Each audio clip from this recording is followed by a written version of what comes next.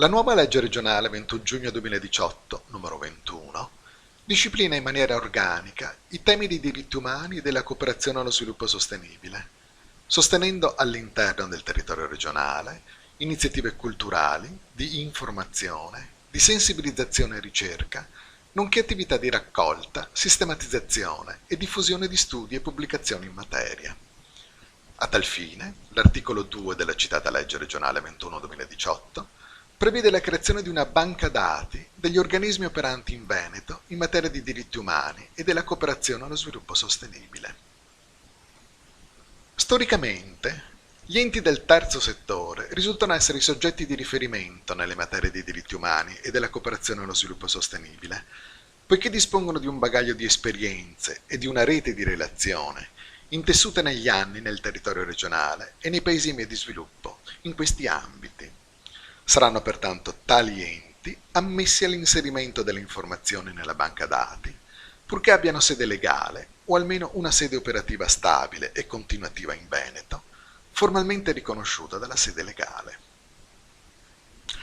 È obiettivo della banca dati offrire un quadro sistemico dell'impegno della Regione del Veneto nelle materie di diritti umani e della cooperazione allo sviluppo sostenibile, rendendo visibile e nel contempo fruibile il patrimonio di esperienze maturato nel corso degli anni dagli attori del territorio regionale in queste importanti materie. La banca dati avrà pertanto lo scopo di individuare, censire e aggiornare i dati relativi agli organismi che operano nel territorio veneto nelle materie dei diritti umani e della cooperazione allo sviluppo sostenibile, al fine di promuovere l'incontro tra i diversi soggetti impegnati in questi ambiti, condividere esperienze e creare nuovi partenariati e nuove sinergie. La banca dati intende inoltre essere uno strumento di informazione e divulgazione delle attività che il territorio regionale realizza in queste materie, proponendosi quindi quale mezzo di libera consultazione e fruizione per chiunque sia interessato a queste tematiche. La struttura della banca dati è molto semplice e cerca di facilitare gli utenti sia nel compito di inserire i dati e le informazioni che la banca richiede, sia nella consultazione dell'informazione da parte degli utenti interessati. La banca dati si struttura infatti in 3 sezioni. La prima sezione riguarda i dati volti ad identificare l'ente che intende inserire informazioni utili sulle attività svolte. Le altre 2 sezioni riguardano specificatamente i settori prescelti. L'ente legittimato a inserire i dati può scegliere un solo settore, diritti umani o cooperazione allo sviluppo sostenibile, o entrambi, qualora sia impegnato nei 2 ambiti di intervento. Le informazioni sono fornite gratuitamente e devono essere veritiere ed aggiornate. Ai fini dell'accesso al sistema della banca dati, l'ente interessato deve obbligatoriamente fornire i propri dati identificativi, inclusi quelli relativi alla sua costituzione. Ciascun ente, fornendo i propri dati, autorizza la loro diffusione attraverso l'apposita pagina web regionale.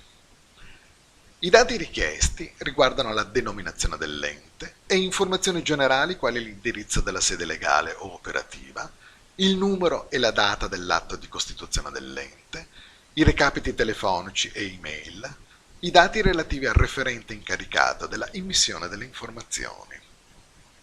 I dati personali raccolti non saranno né comunicati né diffusi e saranno trattati informaticamente nel rispetto della privacy policy regionale, consultabile dagli utenti nel sito web della Regione del Veneto ad essa dedicato.